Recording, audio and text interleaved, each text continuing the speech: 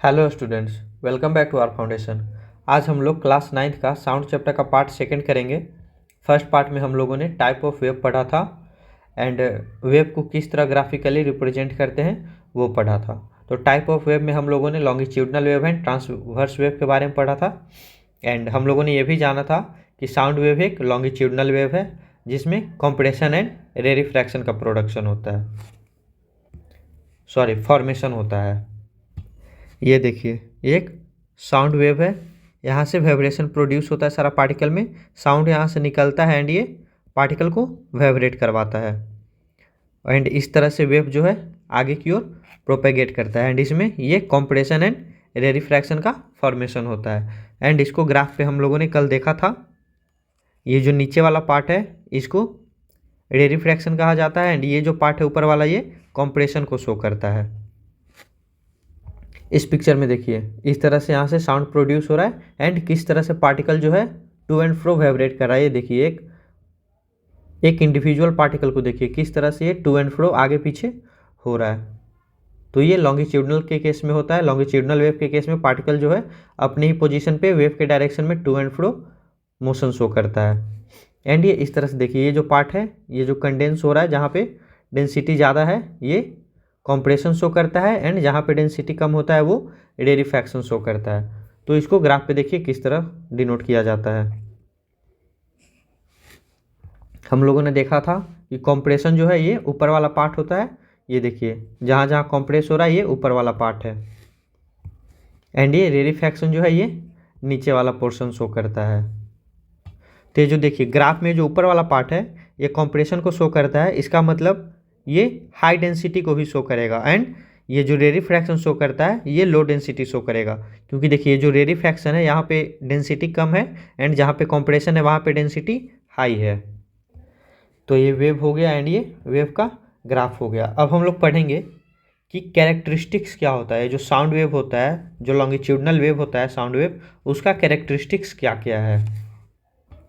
तो sound wave को हम लोग wavelength, amplitude, time period, frequency and velocity से कम्प्लीटली डिस्क्राइब कर सकते हैं। तो देखिए इसमें फर्स्ट कैरेक्टरिस्टिक्स है वेवलेंथ। वेवलेंथ जानने से पहले आप लोग एक बात जान लीजिए कि जब ये सपोज कीजिए बॉल है तो जब ये टू एंड फ्रो मोशन करेगा तो ये पार्टिकल इधर जाएगा, ये बॉल इधर आएगा पहले, फिर उसके बाद ये वापस आएगा, फिर उसके बाद ये अपोजिट डायरेक्शन में जाएगा यहाँ पे एंड फिर ये यहाँ पे आएगा।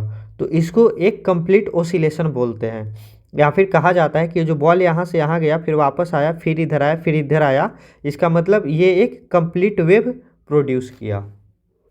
मतलब एक कंप्लीट ऑसिलेशन में एक कंप्लीट वेव का प्रोडक्शन होता है, या फिर इसको एक कंप्लीट वाइब्रेशन कहा जाता है। पार्टिकल का अपने मीन पोजीशन से एक एक्सट्रीम पोजीशन पे जाना, ये देखिए ये इसका मीन पोजीशन हो गया, ये एक्सट्रीम पोजीशन हो गया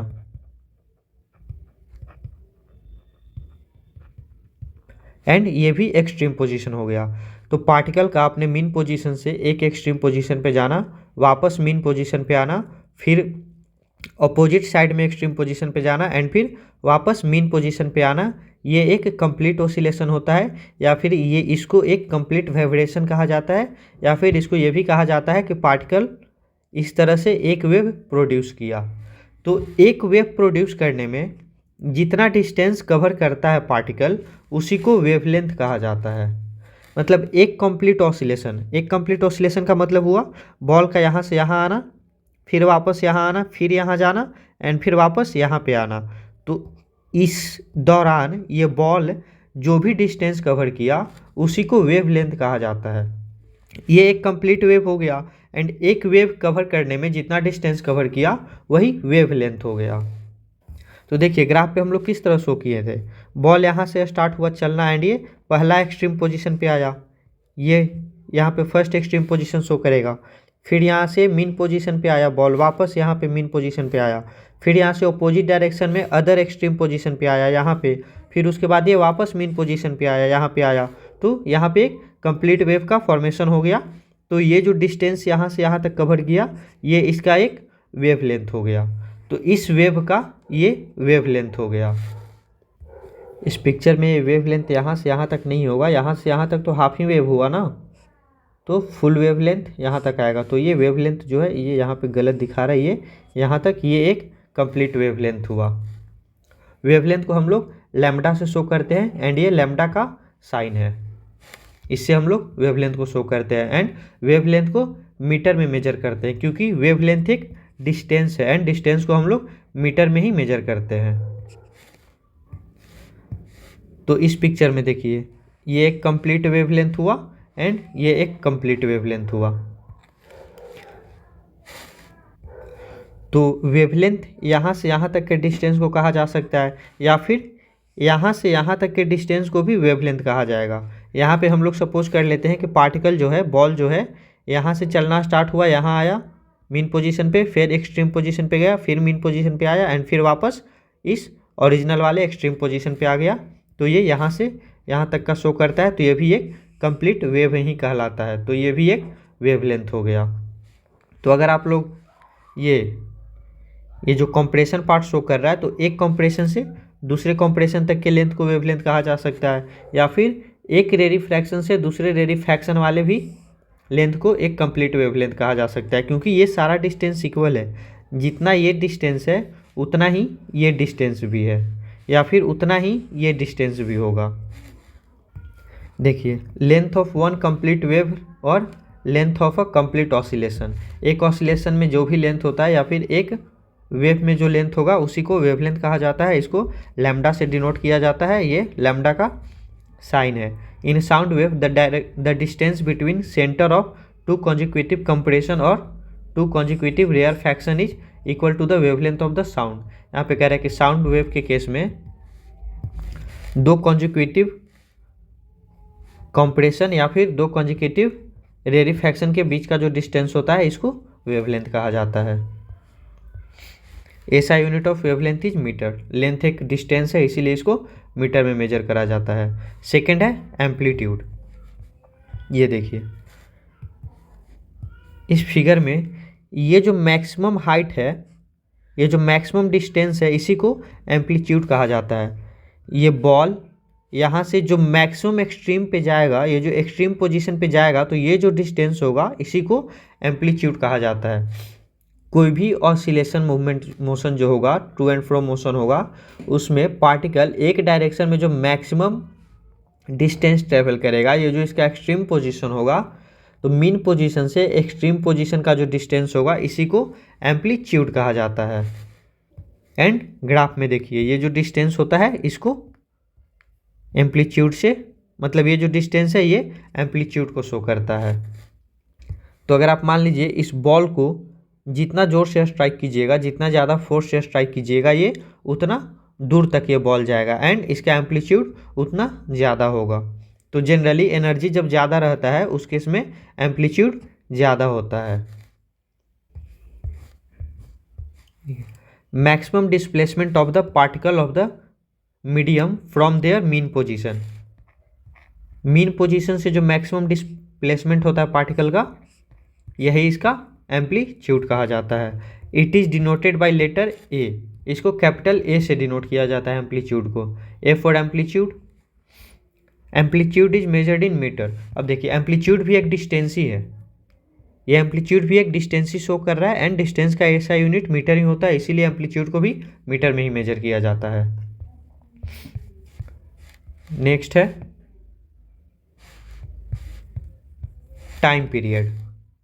देखिए time required to produce one complete wave और time taken to one complete oscillation और वन वाइब्रेशन। मतलब एक कंप्लीट ऑसिलेशन करने में जो भी टाइम लगता है उसी को टाइम पीरियड कहा जाता है। एक कंप्लीट वेव प्रोड्यूस होने में जो टाइम लगेगा उसी को टाइम पीरियड कहा जाएगा। मतलब ये जो बॉल है ये मीन पोजीशन से एक्सट्रीम पोजीशन पे जाएगा, एक्सट्रीम पोजीशन से मीन पोजीशन पे आएगा, फिर अदर साइड में एक्सट्रीम पोजीशन पे जाएगा एंड वापस मीन पोजीशन पे आएगा। तो इस दौरान एक कंप्लीट वेव का फॉर्मेशन हुआ एंड कंप्लीट वेव फॉर्म होने में जो भी टाइम लगेगा, जो भी रिक्वायर्ड टाइम होगा, उसी को टाइम पीरियड कहा जाता है। एंड टाइम पीरियड को टी से डिनोट किया जाता है। तो देखिए अगर ये बॉल जो है यहाँ से यहाँ जाएगा, फिर यहाँ वापस आएगा, फिर यहाँ जाएगा, फिर यहाँ आएगा, एंड इतना में टाइम टी लगेगा। तो अगर ये बॉल सिर्फ यहाँ से यहाँ जाएगा, मतलब इस मोशन को हम लोग 4 पार्ट में डिवाइड कर सकते हैं। ये हो गया पहला, ये दूसरा हो गया, एंड ये तीसरा, एंड ये चौथा। तो हम लोग ऐसा समझ सकते हैं कि यहाँ से यहाँ जाने में जो टाइम लगेगा वो पूरे टाइम का 4 पार्ट होगा, क्योंकि यहाँ से यहाँ तक आने में t/4 लगेगा, फिर वापस यहाँ आएगा तो t/4 होगा, फिर यहाँ आने में t/4 टाइम लगेगा, एंड फिर वापस आने में t/4 टाइम लगेगा, एंड इसको आप ऐड कीजिएगा तो ये t हो जाएगा। तो इसका मतलब हम ये कहना चाहते हैं कि ये एक एम्पलीट्यूड हो गया, तो एक एम्पलीट्यूड में t/4 का टाइम लगता है एक एम्पलीट्यूड कवर करने में। एंड अगर ये हाफ वेव जो प्रोड्यूस करेगा तो हाफ वेव प्रोड्यूस करने में इसको t/2 का टाइम लगेगा, क्योंकि एक कंप्लीट वेव प्रोड्यूस करने में t टाइम लगता है, एंड यही इसका टाइम पीरियड है। नेक्स्ट है frequency, number of oscillation per second और number of complete wave produce in 1 second, मतलब 1 सेकेंड में कितना बार वेव प्रोड्यूस हो रहा है। ये देखिए, ये अगर मान लीजिए कि ये जो टाइम है तो यहाँ से यहाँ तक आने मान लीजिए कि 1 सेकेंड लगा, ठीक है। तो यहाँ पे 0 सेकेंड है, 0 से ये 1 सेकेंड हुआ, तो 1 सेकेंड में देखिए कितना वेव प्रोड्यूस हुआ। ये एक कंप्लीट वेव हो गया, ये दूसरा कंप्लीट वेव हो गया, मतलब 1 सेकेंड में इसने 2 वेव प्रोड्यूस करा, तो इसका फ्रीक्वेंसी 2 हो जाएगा। एंड फ्रीक्वेंसी को हम लोग स्मॉल f से इस तरह शो करते हैं, एंड इसको मेजर किया जाता है हर्ट्ज में, Hz। ये इस तरह से फ्रीक्वेंसी का ये यूनिट होता है, हर्ट्ज में इसको मेजर किया जाता है। तो इस केस में हो गया, अगर ये टाइम 1 सेकेंड है तो इस केस में हो गया कि ये फ्रीक्वेंसी इसका 2 हर्ट्ज हो गया, इसका फ्रीक्वेंसी 2 हर्ट्ज हो गया। अगर मान लीजिए कि यहाँ पे ये 2 सेकेंड का टाइम लग जाता तो 2 सेकेंड में 2 वेव प्रोड्यूस हुआ, 2 सेकेंड में 2 वेव प्रोड्यूस हुआ तो 1 सेकेंड में 1 वेव प्रोड्यूस होगा, तो इस केस में इसका फ्रीक्वेंसी हो जाता 1 हर्ट्ज का। तो फ्रीक्वेंसी का मतलब होता है कि 1 सेकेंड में कोई भी वेव कितना बार प्रोड्यूस हुआ या 1 सेकेंड में कितना कंप्लीट ऑसिलेशन हुआ, वही उसका फ्रीक्वेंसी शो करता है। एंड फ्रीक्वेंसी को हर्ट्ज में मेजर करते हैं, ऐसा यूनिट होता है ये। Frequency of a wave is the reciprocal of its time period. देखिए, टाइम पीरियड होता है कि एक कंप्लीट वेव प्रोड्यूस होने में कितना टाइम लगा, एंड फ्रीक्वेंसी होता है कि 1 सेकेंड में कितना बार कंप्लीट वेव प्रोड्यूस हुआ। तो ये दोनों का जो रिलेशन होता है वो इन्वर्सली प्रोपोर्शनल होता है। तो ये frequency equal to 1 by time period हो जाएगा। ये एक दूसरे का रेसिप्रोकल होता है। रेसिप्रोकल मतलब उल्टा, अगर फ्रीक्वेंसी बढ़ेगा तो टाइम पीरियड कम होगा। देखिए, फ्रीक्वेंसी बढ़ेगा तो टाइम पीरियड किस तरह से कम होगा। ये देखिए, ये टाइम स्केल है, तो यहाँ पे मान लीजिए कि जैसे 2 सेकेंड का टाइम है, तो इस बीच में ऐसे देखिए ये 2 सेकेंड का टाइम हो गया, तो इसमें देखिए 2 वेव है, इसका मतलब ये 2 सेकेंड है और इसमें 2 वेव है, इसका मतलब इसका फ्रीक्वेंसी 1 हो गया। अब इसमें फ्रीक्वेंसी बढ़ाने का मतलब ये हुआ कि इसका नंबर ऑफ वेव इस तरह से बढ़ा दिया जाएगा। अब देखिए, ये 1 वेव हो गया, ये 2 वेव हो गया, ये 3 वेव हो गया, एंड ये 4 वेव हो गया। तो अब इसका फ्रीक्वेंसी क्या हो जाएगा, फ्रीक्वेंसी इक्वल टू 2 सेकेंड में 4 वेव है तो 1 सेकेंड में 2 वेव हो जाएगा, तो फ्रीक्वेंसी इसका 2 हो जाएगा। तो फर्स्ट केस में क्या था, फ्रीक्वेंसी 1 था। टाइम देखिए, दोनों के केस में यहाँ पे 2 सेकेंड ही है, तो बट अगर यहाँ पे फ्रीक्वेंसी ज़्यादा हो गया तो इस केस में टाइम पीरियड कम हो गया, क्योंकि यहाँ पे अब एक वेव कंप्लीट होने में 0.5 सेकेंड का ही टाइम लग रहा है। बट पहला केस में एक वेव होने में 1 सेकेंड का टाइम लग रहा था, एक कंप्लीट वेव का फॉर्मेशन प्रोडक्शन होने में। तो इसका मतलब ये हुआ कि जैसे जैसे फ्रीक्वेंसी बढ़ता जाता है ना, उस तरह आपका टाइम पीरियड कम होता जाता है। इसीलिए कहा जाता है कि फ्रीक्वेंसी जो है टाइम पीरियड का रेसिप्रोकल है। रेसिप्रोकल मतलब उल्टा रिलेशन है दोनों का। तो ये रिलेशन आप याद रखिएगा, frequency equal to 1 by time period. Last है velocity of wave. The distance travel by a wave in 1 second is called velocity of wave. 1 second में एक वेव कितना डिस्टेंस ट्रेवल किया, उसी को उसका वेलोसिटी कहा जाता है। वेलोसिटी का ऐसे भी मतलब होता है डिस्टेंस बाई टाइम। तो वेव के केस में हम लोग डिस्टेंस मेजर करते हैं लेमडा से। लेमडा ही जो वेव लेंथ होता है वही डिस्टेंस शो करता है। तो इस केस में हो जाएगा वेलोसिटी इक्वल टू डिस्टेंस का हो जाएगा लेमडा, एंड टाइम को हम लोग टाइम पीरियड, वेव के केस में टाइम पीरियड हो जाएगा, और इसको टी से डिनोट करते हैं। तो यहाँ पे v equal to lambda by T हो जाएगा। अच्छे से समझिए, देखिए फिर से देखते हैं। वेलोसिटी इक्वल टू होता है distance by time, and wave के केस में डिस्टेंस कवर्ड शो करता है वेवलेंथ, एंड टाइम को हम लोग वेव के केस में टाइम पीरियड से मेजर करते हैं, एंड वेवलेंथ को लेमडा से शो करते हैं, एंड टाइम पीरियड को टी से डिनोट किया जाता है। तो ये velocity equal to lambda by T हो गया। एंड एक और रिलेशन हम लोगों ने देखा कि फ्रीक्वेंसी जो होता है 1/t होता है। तो अगर हम लोग यहाँ से t को रिमूव करेंगे तो ये हो जाएगा लेमडा इंटू फ्रीक्वेंसी। ये देखिए v equal to lambda into 1/t है, लेमडा बाई टी। एंड इसको अगर आप फ्रीक्वेंसी से हटाइएगा, रिप्लेस कीजिएगा, फ्रीक्वेंसी इक्वल टू 1/t होता है, तो अगर आप इसको रिप्लेस कीजिएगा तो इसके जगह पे चला आएगा फ्रीक्वेंसी।